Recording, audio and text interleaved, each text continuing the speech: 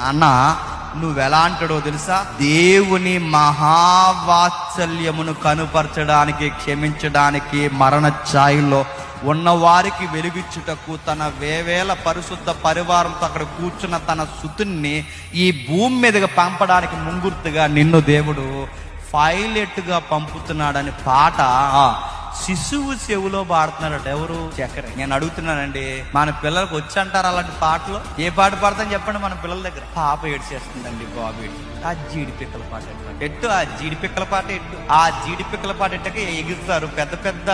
మళ్ళీ చెప్తున్నాను, ఈ బూతులతో ముడిపడిన పాటలన్నిటికీ డ్యాన్స్. నేను అడుగుతున్నాను, మన పిల్లలకి ఏ పాటలు నేర్పిస్తున్నాడు? ఏడ్చేస్తున్నాడండి. చిరంజీవి పాట ఇక్కడ ఎదుగా కాంటెల్ చిరంజీవి అయిపోతాడు ఏమనుకుంటున్నాను. లేకపోతే ఏ పాటలో అక్కడ జకరియను చూడండి, తన కొడుక్కి పాట నేర్పిస్తున్నాడు. ఏ పాట తెలుసా?